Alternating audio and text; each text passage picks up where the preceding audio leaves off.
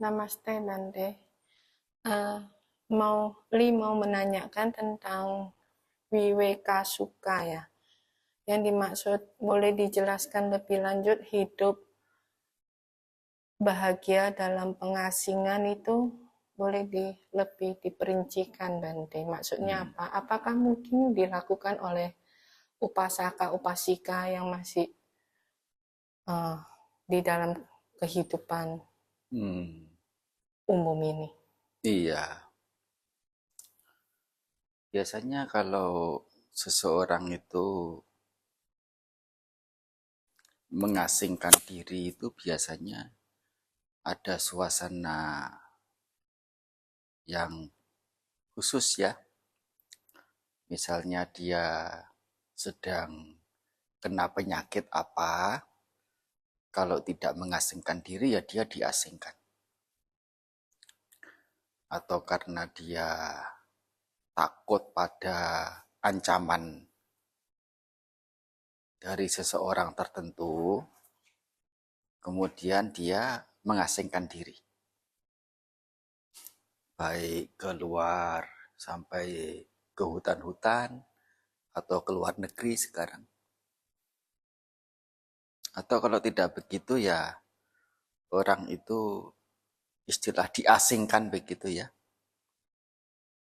Konteks atau konotasinya itu adalah negatif ya, diasingkan atau dikucilkan. Di sini kata mengasing, pengasingan diri. Saya nggak cocok, nggak yakin kata Wibeka itu cocok. Kata pengasingan itu cocok untuk kata Wibeka. Dasarnya itu asing itu tidak kenal. Asing itu artinya tidak kenal. Pengasingan itu membuat tidak kenal.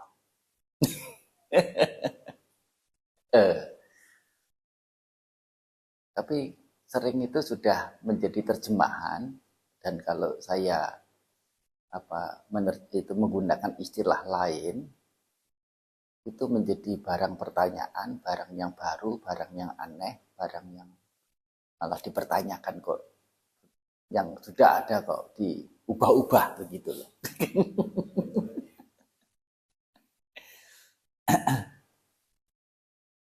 Agak sulit memang untuk mencari kata Indonesia penerjemahan kata Wibeka. Bagaimanapun ada satu kata yang sebutannya itu adalah kelengangan. Kelengangan. Ngerti lengang ya? Kalau ya semacam begitu. Berada di tempat yang sunyi, tapi sunyi itu kan biasanya itu sunyi dari suara ya. Kalau lengang itu biasanya tidak hiruk pikuk. Nah, hiruk pikuk orang berjalan, hiruk pikuk orang berdatangan. Nah, tidak adanya itu namanya lengang. Sehingga saya lebih suka menggunakan istilah lengang daripada sunyi. Soalnya di hutan nggak mungkin nggak ada sunyi. Itu nggak ada suara. Betul nggak? Malah mungkin lebih ramai. Lebih ribut. Tidak ada hiruk pikuk. Itulah istilah kelengangan dalam arti bahasa Indonesianya digunakan untuk permanaan kata Wibeka. Wibeka Sukha itu artinya kebahagiaan yang muncul dari kelengangan. Lengang itu artinya yaitu tadi, bebas dari hiruk pikuk. Lengang dibagi menjadi 3 sisi, meskipun ini semestinya sih pemilahan dari penjelasan yang ada di kata-kata, tetapi di Samanya Bala Sutta mestinya juga ada. lengang diibaratkan dengan balok kayu.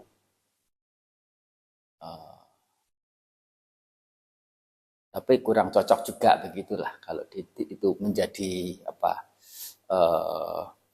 dikait-kaitkan dengan penjelasan yang ada di pustaka ulasan.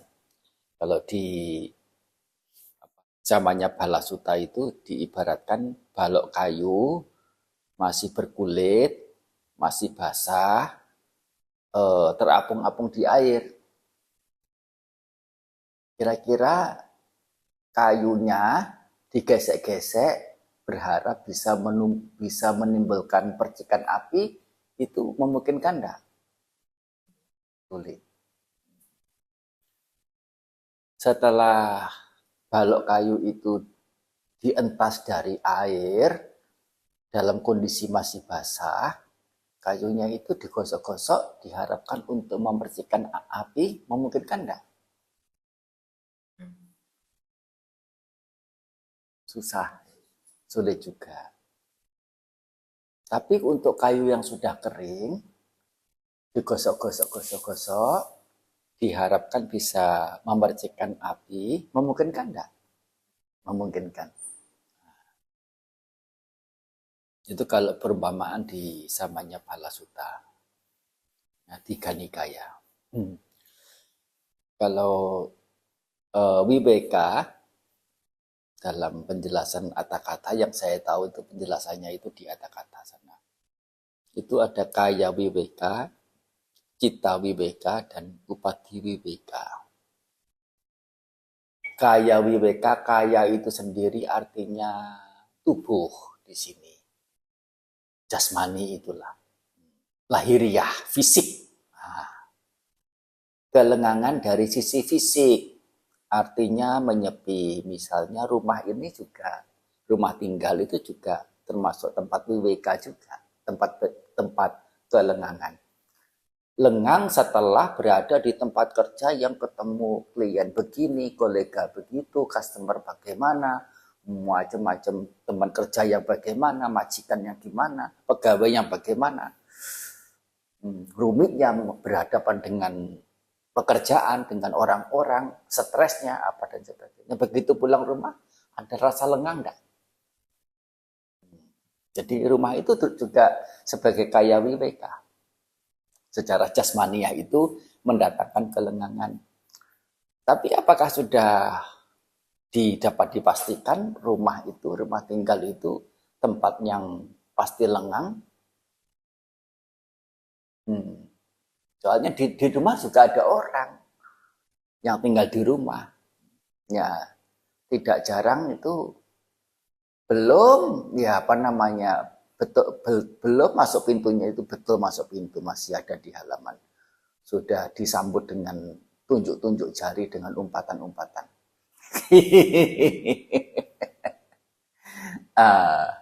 Mungkin salah paham atau mungkin ini itu ya, atau mungkin diadui apa begitu tentang urusan yang di rumah, si ini tengkar sama si itu begitu,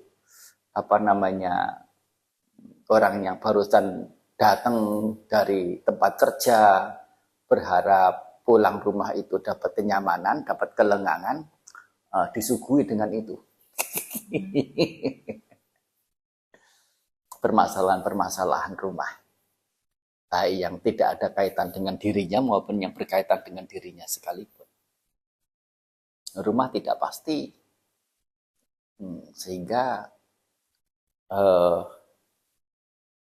beberapa orang mengambil inisiatif itu buat rumah atau punya rumah yang agak jauh dari tempat kebisingan kampung, ya, atau kalau tidak punya uang cukup ya sewa begitulah untuk weekend, Jumat, Sabtu, Minggu, ya ke tempat yang pemandangannya terbuka, udaranya mungkin agak sejuk atau di pantai, jauh dari sana sini, jauh dari pekerjaan, jauh dari teman, jauh dari apalah begitu. Kita menyebutnya itu villa atau cottage atau apa begitu. Itu diharapkan mendapatkan kelengangan. Rasanya berada di villa itu menyakitkan atau menyenangkan? Menyenangkan ya. Orang sampai punya kok. Sampai mau beli. Dipakai tetap juga tidak. Cuma sesekali saja datang, dan itu pun biasanya datangnya kalau baru-baru punya. Setelah lama begitu ya ditinggal gitu saja. eh, eh, tapi apa namanya, ya itulah, maaf. Jadi berada di tempat yang sepi, yang sunyi, yang lengang seperti itu, beda dari keberdiaman sehari-hari yang hiruk pikuk, yang apa namanya ada mungkin berhubungan dengan berbagai macam orang, meskipun itu juga ada rasa senang, suka juga di dalam berhubungan itu. Apalagi kalau dapat kantongnya, ya, dapat uangnya juga.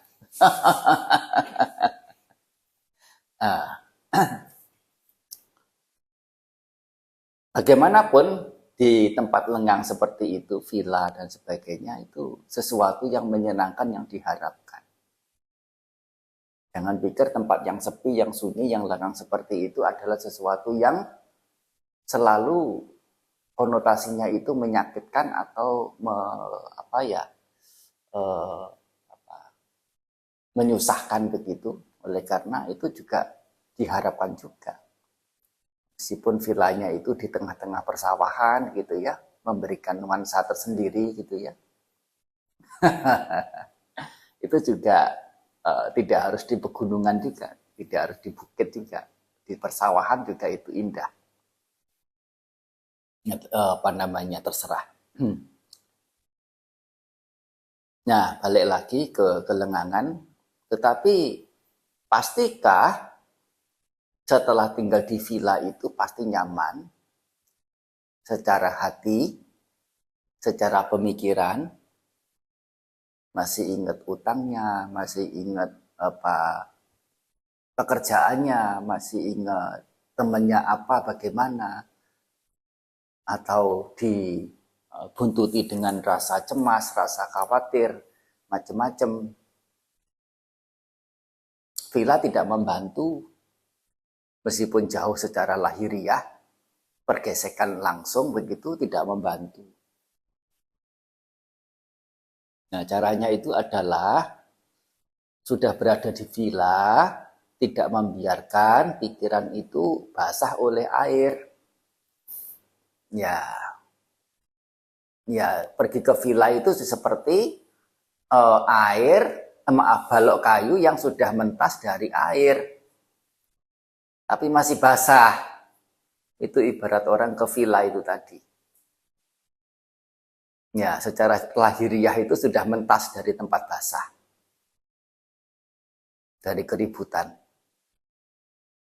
Nah, tapi seperti halnya balok itu yang tidak bisa membersihkan api, ya pikiran orang itu tidak bisa damai, tenang, jernih. Bisa damai, tenang, jernih itu kalau mengkondisikan pikiran agar bebas dari niwarana, bebas dari pengotor-pengotor batin. Dengan terbebas dari kotoran batin ini, ada kelegaan dari himpitan pengotor batin ini. Pengotor batin ini menghimpit, sehingga kalau pengotor batin ini ditanggalkan, batin menjadi lega, menjadi leluasa. Sebutannya adalah sukha. Karena sukha ini sifatnya batiniah, yaitu batin yang terlepas dari pengotor-pengotor batin yang disebut niwarana itu tadi, istilahnya adalah citta wiveka, yaitu kelengangan yang bersifat batiniah. Kalau yang pertama adalah kaya wibeka, kelengangan yang bersifat lahiriah. Ya, yang kedua adalah cita wibeka, melalui pembersihan batin dari kotoran-kotoran yang disebut mencapai jana 1, 2, 3, 4 dengan berbagai macam objek. Salah satunya. Tetapi ini sendiri ya ternyata belum tuntas. Oleh karena cita wibeka ini masih mengandung upadi. Upadi itu apa? Upadi itu masih ada pancakanda ini, yaitu masih makan, masih minum, masih bernafas, itu semua beban.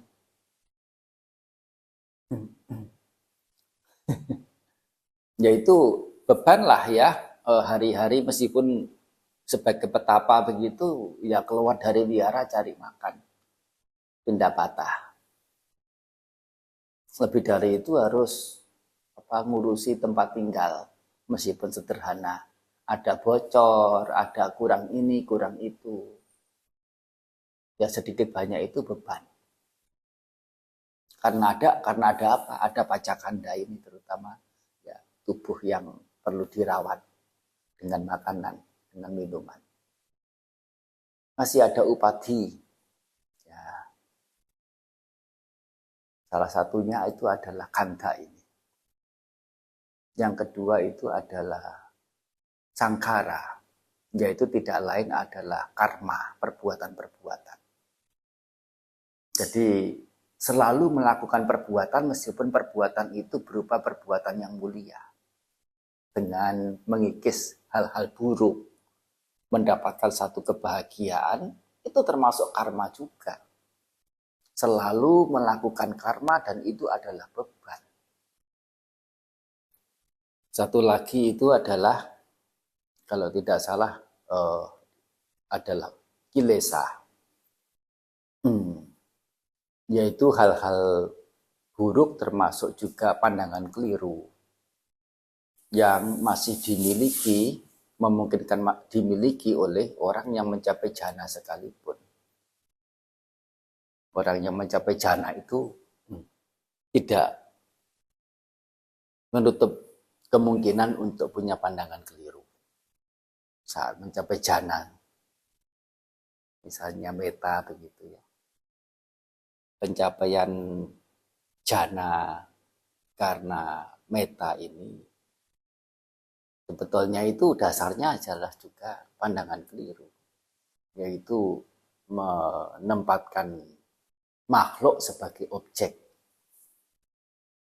yaitu menganggap makhluk sebagai makhluk yang perlu dikasihi, perlu dicintai, perlu disayangi, perlu dibuat UPK ya dalam diri ini terhadap mereka semua. Menganggap makhluk sebagai makhluk itu sudah pandangan keliru. Tapi bagaimanapun itu meta ini memberikan keterbebasan batin dari membenci dan itu serakah, loba dan dosa. Sebutannya meta ceto wimuti. Keterbebasan batin melalui pengembangan meta. Mudita ceto wimuti. Karuna ceto wimuti. Upeka ceto wimuti. Ceto wimuti artinya keterbebasan batin. Keterbebasan batin di sini sebatas terbebas dari niwarana itu. Bukan terbebas secara upadinya atau secara totalitasnya. Sehingga masih ada hal atau satu sisi lagi yang menjadi kategori yang kedua. Istilahnya adalah upadi wibeka. Kelengangan melalui terbebas dari upadi. Yaitu di sana sudah tidak ada pancakanda lagi yang perlu menjadi beban. tidak terbebani oleh pancakanda, tidak terbebani oleh karma, tidak terbebani oleh kilesa. Tidak lain di sini adalah penembusan maganyana dan balanyana, mencapai tingkat kesucian sirna asawanya menjadi sirna asawa, sirna asawanya, sirna asawa menjadi kina asawa. Nah, itu apa namanya, lengang. Sebetulnya Sang Buddha menjunjung tinggi kelengangan sebagai kebahagiaan. Lengang dari sisi lahiriah, lengang dari sisi pikiran, dan lengang dari sisi awija, boleh dapat dikatakan begitulah, awija.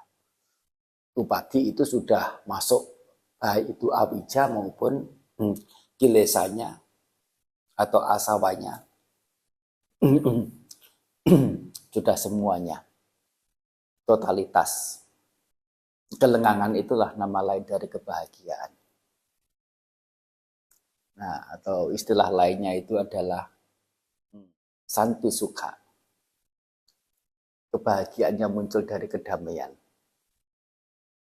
Santi artinya adalah redam. Redam itu artinya tidak hiruk pikuk juga. Kita menerjemahkan santi itu adalah damai. Ya, bisa juga.